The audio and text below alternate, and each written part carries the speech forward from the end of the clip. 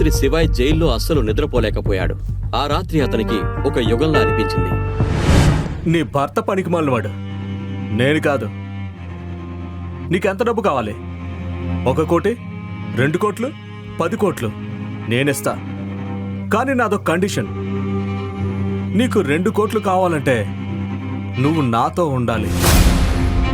ఇక 10 కోట్లు కావాలంటే నువ్వు నాకు పూర్తిగా లొంగిపోవాలి.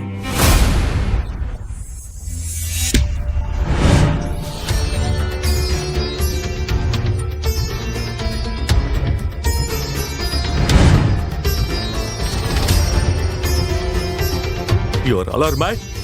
Get him out.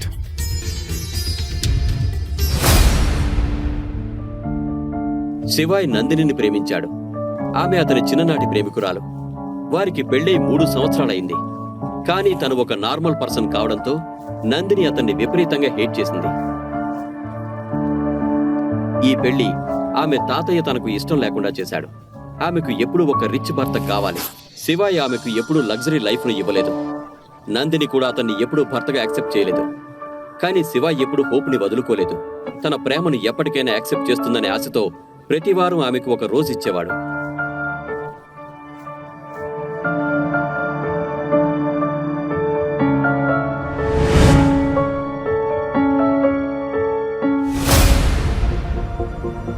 Hi Nandini. Oh hi Riya. Wow, you are looking so pretty. Thank you. నువ్వు జ్యువెలరీ వేసుకోవడం మర్చిపోయావా? ఓ సారీ. నీ హస్బెండ్ నీకు చెప్పులు కూడా కొనివ్వలేడు కదా, ఇక నగలేం కొంటాడు? ఏదేమైనా చూడు, మా ఆయన నాకు నిన్ననే 3 కోట్ల నెక్లెస్ ఇచ్చాడు. బాగుంది కదా? Very nice.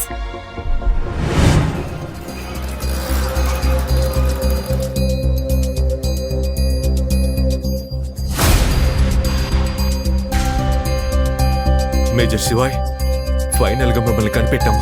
3 ఏళ్లుగా మీకోసం పిచ్చి వాళ్ళలా వెతుకుతున్నాం. మాకు మీ అవసరం ఉంది. ప్లీజ్ తిరిగి రండి. ఇది కరెక్ట్ టైం కాదు.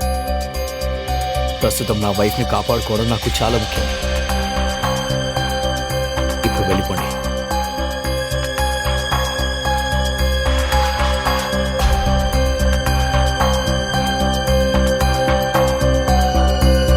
ఇక్కడ చూడు, ఎవరొచ్చారు?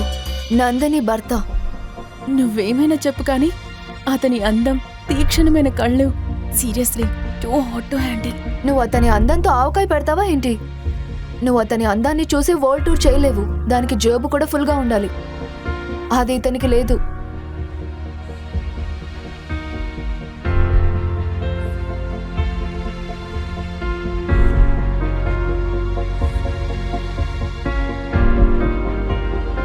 నందిని,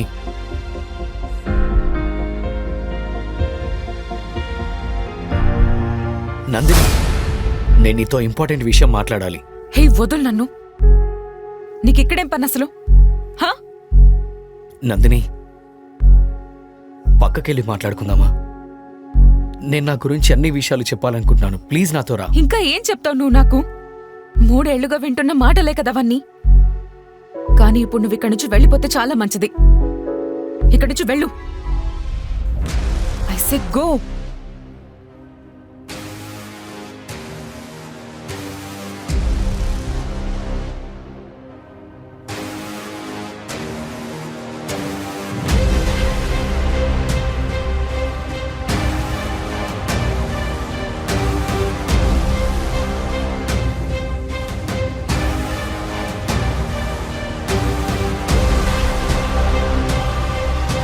నందిని,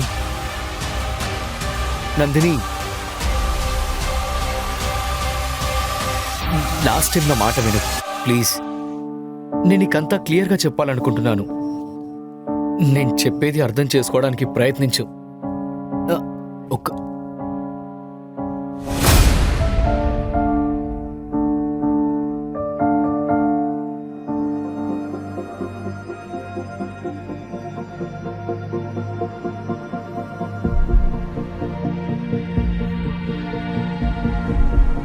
దీన్ని చూస్తున్నావా నువ్వు? చాలా జాగ్రత్తగా చూడు. నీ కళ్ళు పెద్దవి చేసుకొని చూడు. నీ స్థాయి అయితే కేవలం ఇంతవరకే. మర్యాదగా ఇక్కడి నుంచి నువ్వు వెళ్ళిపో. అసలు నువ్వెందుకెంత గోల చేస్తున్నావు? Nandini baby, relax. నీ భర్త పనికి మాలినవాడు, నేను కాదు.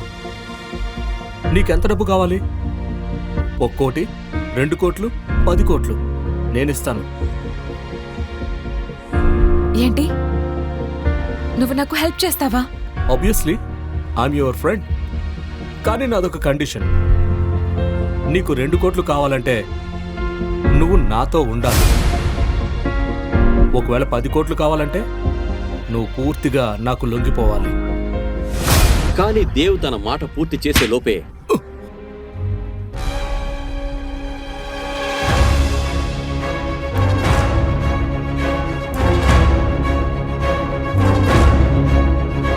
You stupid! నువ్వేం చేశావు? అతను నాకు హెల్ప్ చేస్తున్నాడు. నువ్వు ఇప్పుడే అతనికి సారీ చెప్పు. నువ్వు నా చెప్పులు కూడా అతనికి సారీ చెప్పావు. నువ్వు నాతో రా, పద.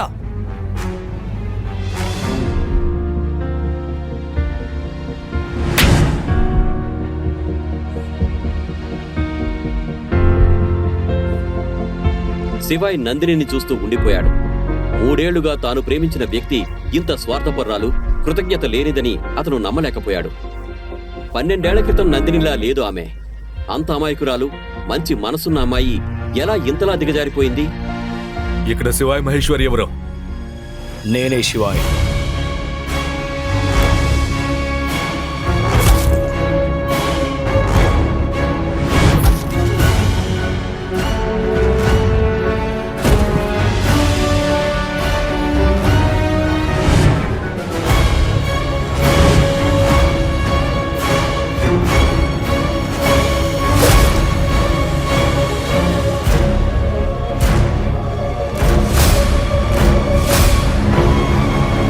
మహాదేవుడు మీ దొట్టు. ఈరోజు మీలో ఒక్కడు కూడా బతకరు.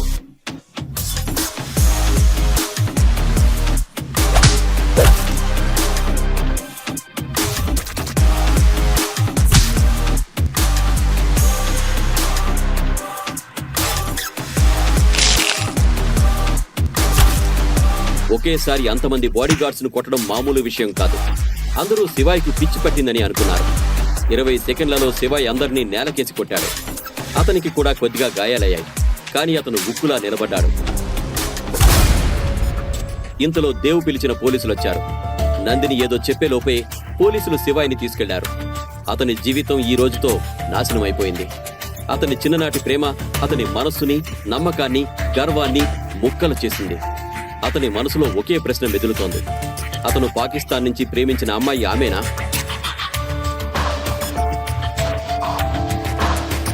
ఫస్ట్ టైం నందిని శివాయ్ మనసులో ఉన్న గౌరవం కోల్పోయింది. 1 సైడ్ లవ్ రియాక్షన్ ఇదేనా? ఇప్పుడు శివాయ్ ఎవరిని ఎంచుకుంటాడు? తనను తాను కాపాడుకుంటాడా, లేక తన ఎక్స్ లవ్ ను కాపాడుకుంటాడా? అతను ఈ జైలు నుంచి బయటపడగలడా?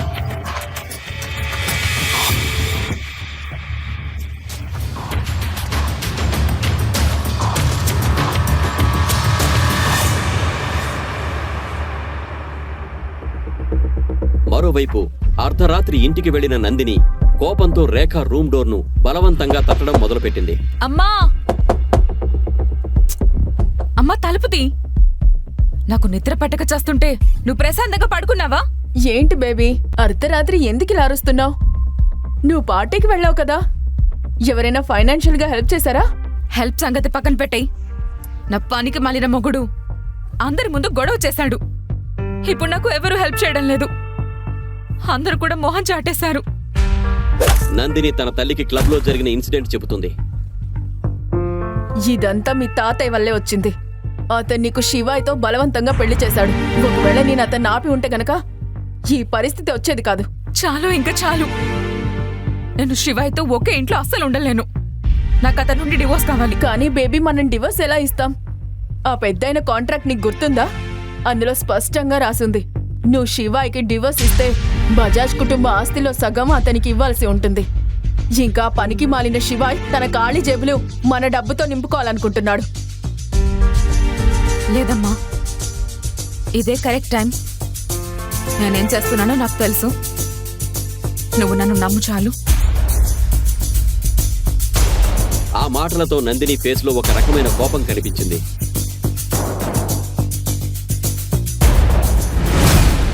శివయ్ తన ప్రేమ, ఆత్మగౌరవం మధ్య నలిగిపోయాడు. 12 ఏళ్ల క్రితం జరిగిన సంఘటన అతని మనసులో పదే పదే మెదులుతోంది. నందిని తన చిన్ననాటి ప్రేమ కానే కాకూడదు. కానీ ఆ భయంకరమైన చీకటి రాత్రి రోజు చేసిన ప్రామిస్ ను ఆమె ఎలా మర్చిపోయింది?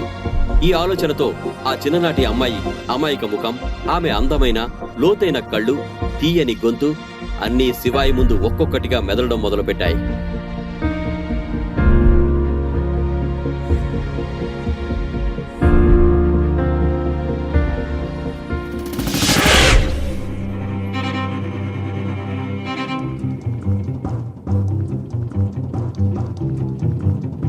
ఒకవేళ నందిని నా చిన్నప్పటి లవ్ అయితే నేను ఆమెను ఎలా వదిలేయగలను? నందిని లేకుండా బ్రతకడం కష్టం, కానీ తను లేకుంటే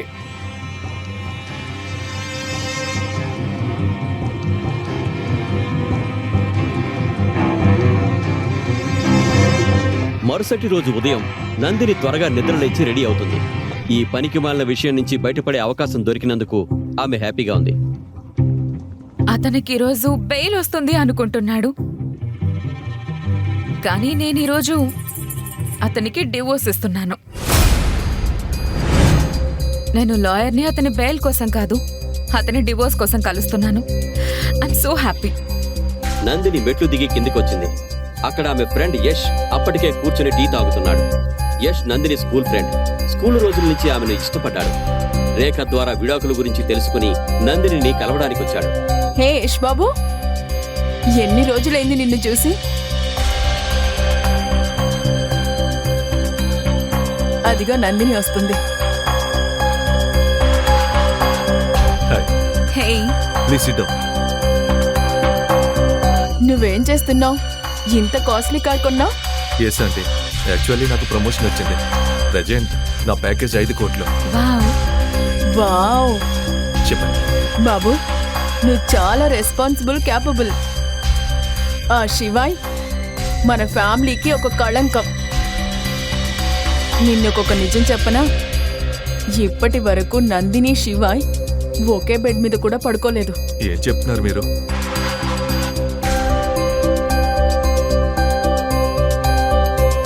లెట్స్ గో. ష్యూర్. లేట్ అవుతుంది కదా.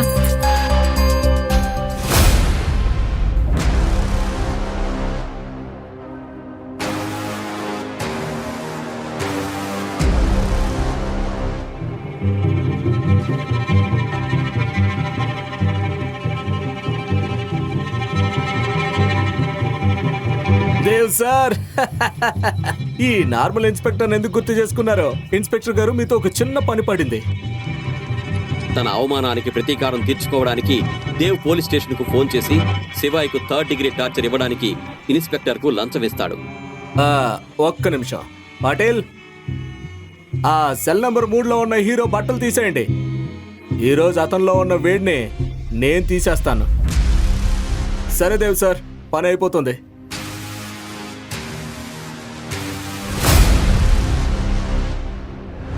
శివాయ్ శివుడి భక్తుడు. జీవితంలో ఏదైనా ఇబ్బంది ఉన్నప్పుడు అతను మహాకాలుని ప్రార్థించేవాడు.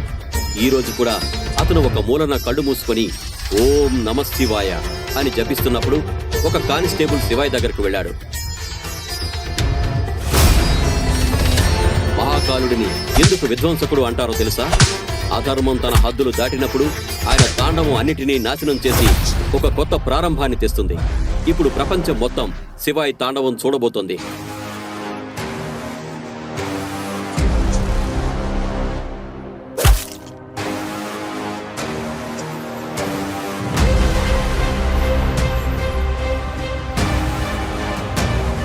అప్పుడు ఇన్స్పెక్టర్ తో పాటు మరో 2 కానిస్టేబుల్స్ అక్కడికి వచ్చి శివాయ్ను లాఠీలతో కొట్టడం స్టార్ట్ చేశారు.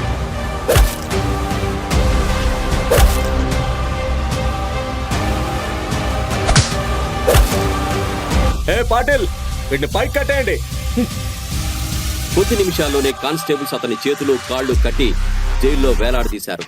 అతని కండలు తిరిగిన శరీరం ఒక జంతువులా ఉంది.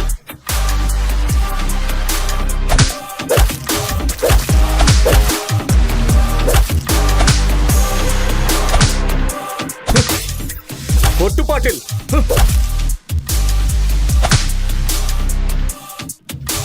ఆ మసక వెలుగులో శివాయి శరీరం నుండి రక్తం కారుతోంది. ఎదురుగా ఉన్న ఇన్స్పెక్టర్ తన బ్యాటుతో కొట్టడానికి సిద్ధంగా ఉన్నాడు.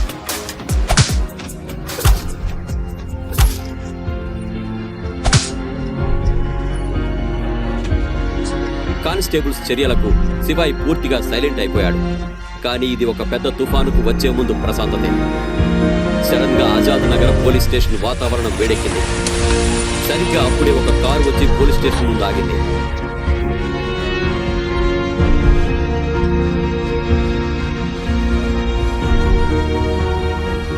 వారిలో ఒక ఆఫీసర్ కెప్టెన్ సర్తాజ్ శివాయ్ను అలా చూసి భయంతో ఇలా అన్నాడు. మీరేం చేశారా? మీకేమైనా పిచ్చా? అతన్ని బయటకు తీసుకురండి. అసలేంటి డ్రామా అంతా? మీరు మా ముందు షో చేయాలనుకుంటున్నారా? శివాయ్ మహేశ్వరి ఎవరో తెలుసా మీకు? 3 ఏళ్ల క్రితం ఈ నగరాన్ని రక్షించిన కమాండర్ అతను.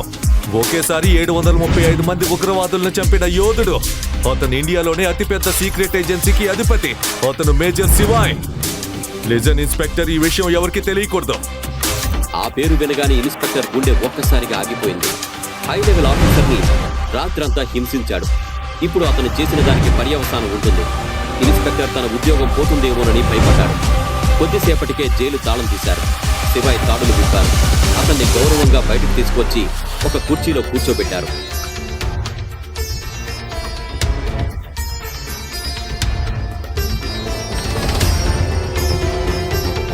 శివాయ్ బట్టలు చిరిగిపోయాయి. అతను తన తల నుండి కాలి వరకు రక్తంతో తడిసిపోయి ఉన్నాడు. 2 కానిస్టేబుల్స్ అతని బాడీని క్లీన్ చేస్తున్నారు. 3 ఏళ్ల తర్వాత కమాండోలందరూ శివాయ్ను ఈ రోజు మొదటిసారి చూస్తున్నారు. సార్, మీరు కనిపించలేదు. ఇక్కడ ఉన్నారని తెలిసిందే. మీరు పరిస్థితిలో ఉన్నారని మాకు నిన్నే తెలిసిందే. అందుకే నేను మిమ్మల్ని తీసుకెళ్ళడానికి మొత్తం బెటాలియన్ తీసుకువచ్చాను. I'm sorry sir, I'm late. లేదు కెప్టెన్, నువ్వు కరెక్ట్ టైంకే వచ్చావు. మనం ఇక్కడ నుంచి స్టార్ట్ అవ్వాలి. నన్ను బజాజ్ మ్యాన్షన్ దగ్గర దింపేయండి. ఇంత జరిగినా శివాయ్ నందిని గురించి ఆలోచిస్తున్నాడు. అతని కళ్ళల్లో నిన్న రాత్రి నందిని అంటించిన నిప్పు ఇంకా మండుతూనే ఉంది. శివాయ్ ఆ మంటను ఆర్పాలి. అది నందినిని కలిసిన తర్వాతే ఆరిపోతుంది. శివాయ్ అందరినీ తిరిగి వెళ్లమని ఆర్డర్ వేశాడు. కమాండోస్, వెనక్కి వెళ్ళండి.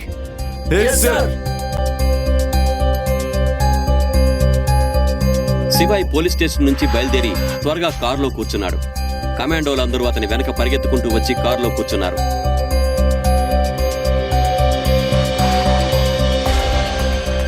శివాయ్ పక్కన కూర్చున్న కెప్టెన్ సార్తాజ్ ఇలా అడిగాడు. మేజర్, మీరు రాత్రంతా జైల్లో ఎందుకున్నారు? మీరు మాకెందుకు ఫోన్ చేయలేదు? ఆత్మగౌరవాన్ని ఎలా గౌరవించుకోవాలో ఎలా తెలుస్తుంది సార్తాజ్? ఒక రాత్రి అక్కడ ఉండకపోతే నేను ఈ విషయం నేర్చుకునేవాడిని కాదు. కానీ ఇప్పుడంతా ఓకే. ఆ రాత్రి నాకు మెమరబుల్. అతను నందిని నుంచి ఏం ఎక్స్పెక్ట్ చేయట్లేదు. కానీ ఆమె కటువైన మాటలు తలుచుకోగానే అతని ఒళ్ళు జలధరించింది. నేను మీతో ఒక ఇంపార్టెంట్ విషయం మాట్లాడాలి. మీకు గుర్తుందా మేజర్? 5 ఏళ్ల క్రితం జేఎన్కేలో చట్టవిరుద్ధమైన విషయాలకు సంబంధించి మనం ఒక అగ్రిమెంట్ చేసుకున్నాం. కానీ ఇప్పుడు మనం ఆ మిషన్ ని పూర్తి చేయలేకపోతున్నాం. అక్కడి చట్టవిరుద్ధమైన సంస్థలు అగ్రిమెంట్ ని ఉల్లంఘించాయి. వారు మనపై ఎప్పుడైనా దాడి చేయవచ్చు. మేజర్, మనకి మీ అవసరం ఉంది. ఇప్పుడు మీరు తిరిగి రావాలి.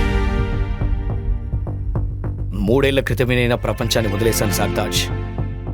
ఇప్పుడు నేను ఒక కామన్ మ్యాన్ని. ఇంతలో నందిని యష్తో కలిసి పోలీస్ స్టేషన్కు వెళ్లడానికి ఇంట్లో నుంచి బయటకు వస్తుంది. అప్పుడే ఒక ఎస్యూవీ కారు ఆమె ఇంటి ముందు ఆగింది. కార్ డోర్ తెరుచుకోగానే శివాయ్ దిగడం చూసిన నందిని యష్ షాక్ అవుతారు. ఆ టైంలో శివాయ్ కళ్ళల్లో అగ్ని జ్వాలలు మండుతున్నాయి. నువ్వా? నందిని, 12 ఏళ్ల క్రితం సెంట్రల్ స్ట్రీట్లో జరిగిన సంఘటన నీకు గుర్తులేదా? ఆ కిడ్నాప్, ఆ బర్త్డే నీకేమైనా గుర్తుందా? నీకు పిచ్చి పట్టిందా? ఆ రోజు నీ బ్రెయిన్కి ఏమైనా దెబ్బ తగిలిందా?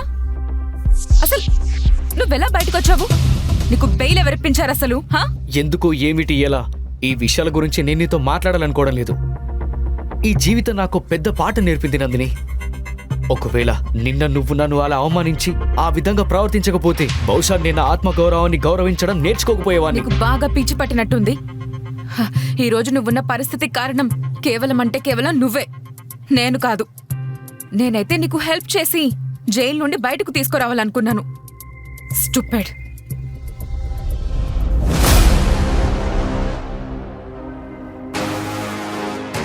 నాకు నీ నుంచి డైవర్స్ కావాలి నందిని. ఎందుకంటే నేను ప్రేమించిన అమ్మాయి నువ్వు కాదు. ఆ మాటలు వినగానే అందరూ షాక్ అయ్యారు. శివాయ్ నందిని నుండి డివోర్స్ కోరుకుంటున్నాడు. నందిని చాలా కోపంగా దూరం జరుగుతూ, ఏమన్నావు నువ్వు నాకు డివోర్స్ ఇస్తావా? నా స్థాయి అయితే నీ స్థాయి కన్నా చాలా ఎక్కువ. నీకు అర్థమైందా? అయినా నువ్వు బయటికి ఎలా వచ్చావు? నీకు బెయిల్ ఎవరిచ్చారు? ఇక్కడి వరకు తీసుకొచ్చి ఇంటి దగ్గర వదిలిపెట్టారంటే వాళ్ళు చాలా మంచివాళ్ళు. ఇతను తప్పకుండా వాళ్ళ కాళ్ళు పట్టుకుని ఉంటాడు, లేకపోతే ఇతను జైలు నుంచి బయటకు రాలేడు. నేను నా ఆత్మ గౌరవాన్ని గౌరవించుకోవడం నేర్చుకున్నానని మీకు తెలీదు. నేను మహాదేవుడి కాంతి కిరణం. ఎస్, ఇది కూడా విను. నన్ను నేను గౌరవించకపోతే ఈ లోకం నన్ను ఎలా గౌరవిస్తుంది? నా ప్రతి శ్వాస, ప్రతి పూజ, నా ప్రతి అడుగు ఒక ఉదాహరణ. ఇప్పుడు మీరు చూస్తూ ఉండండి, చాలా సరదాగా ఉంటుంది. ఇదంతా చెప్పడానికి నువ్వెవరసలు?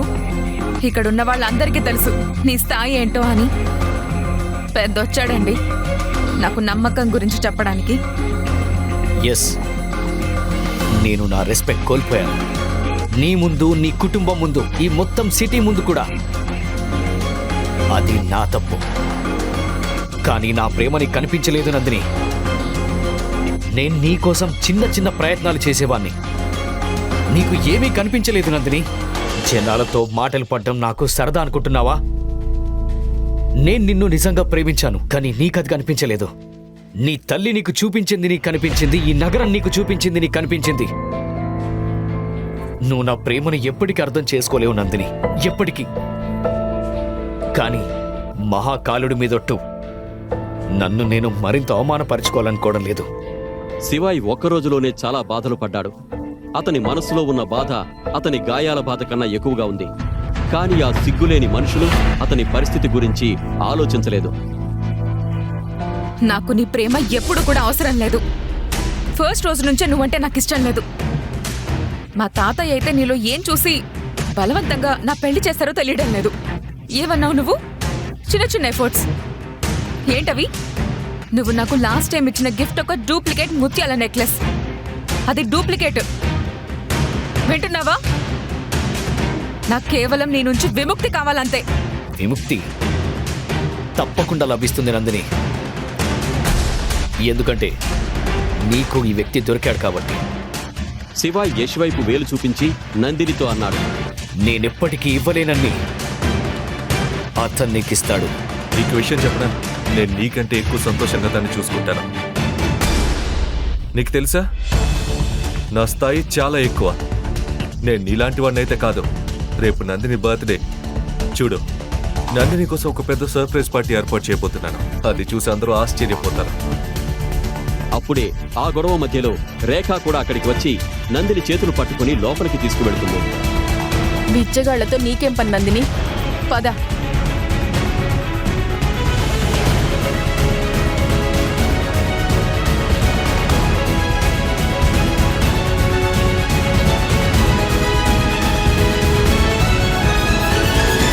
శివ, యష్ ఒకరికొకరు ఎదురుగా నిలబడి ఉన్నారు. యష్ ఒంటరిగా ఉన్నాడని గ్రహించి కంగారు పడి ఏదో ఆలోచించి నందినిని గట్టిగా పిలిచి ఇలా అన్నాడు, సరే నందిని, నేను రేపు వస్తాను.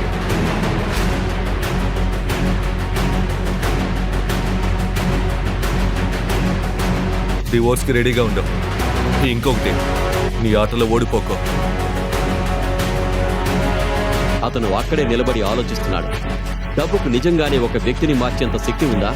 ఈ రోజుల్లో ఎవరికీ ప్రేమ విలువ తెలీదా? కానీ శివాయ్ ఓడిపోయేవాడు కాదు. అతను ఈ ప్రశ్నలకు సమాధానం కనుక్కుంటాడు. చివరికి శివాయి ఒక ప్లేయర్, కానీ ఓడిపోని సాహసికుడు.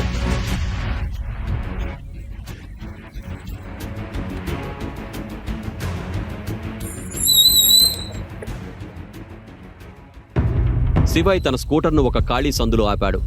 అతను తన స్కూటీ డిక్కీలో నుంచి రూబిక్స్ క్యూబ్ తీసి చల్లని గాలి పీల్చుకుంటూ దాన్ని సాల్వ్ చేయడం స్టార్ట్ చేశాడు.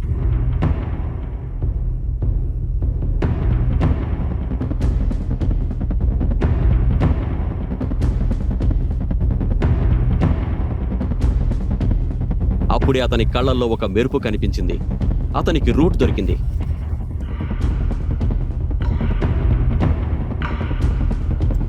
జేబులో నుండి ఫోన్ తీసి ఎవరికో ఫోన్ చేశాడు. అతను ఇండోర్లోని సియాజ్గంజ్లో ఉన్న ఒక 52 అంతస్తుల బిల్డింగ్లో ఉన్న వాళ్లకు కాల్ చేశాడు. అది ప్రపంచంలోని అతిపెద్ద కంపెనీల్లో ఒకటి. దాని పేరు ఇండస్ గ్రూప్. హలో, నేను దినేష్ గారితో మాట్లాడొచ్చా? ఎస్, నేనే మాట్లాడుతున్నాను. శివాయ్ మహేశ్వరి. శివాయ్ పేరు వినగానే అతని కాళ్ల కింద భూమి కంపించింది. అతని నుదుటిపై చెమటలు పడ్డాయి. దినేష్ గారు, మీతో ఒక పనుంది. Sure sir. కానీ సార్, ఇన్ని సంవత్సరాలు మీరు ఎక్కడున్నారు? శివాయ్ గొంతులో మార్పు వచ్చింది. అతను ఒక గంభీరమైన గొంతుతో అన్నాడు, దినేష్ గారు, నాకు మీ హెల్ప్ కావాలి. 12 ఏళ్ల క్రితం ఇండోర్లో సెంట్రల్ స్ట్రీట్లో జరిగిన కిడ్నాప్ ఘటనలో ఉన్న అమ్మాయి బజాజ్ కుటుంబానికి చెందిన నందిని బజాజా లేదా వేరే అమ్మాయి అని మీరు కనుక్కొని చెప్పండి. కనుక్కుంటారు కదా? సార్, 12 ఏళ్ల క్రితం జరిగిన సంఘటన గురించి తెలుసుకోవడం కొంచెం కష్టం. కానీ ఒక విషయం తెలుసుకోవచ్చా? అదేంటంటే, మీకు నందిని బజాజ్ గురించి ఎలా తెలుసు?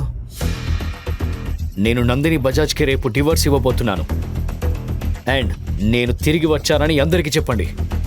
ఈ ప్రశ్నలకు సమాధానాలు తెలుసుకోవాలంటే నెక్స్ట్ ఎపిసోడ్ వినాల్సిందే. క్రింద ఇచ్చిన లింక్ ని క్లిక్ చేసి పాకెట్ ఎఫ్ఎం యాప్ ని ఇన్స్టాల్ చేసుకోండి. Stay tune to pocket FM.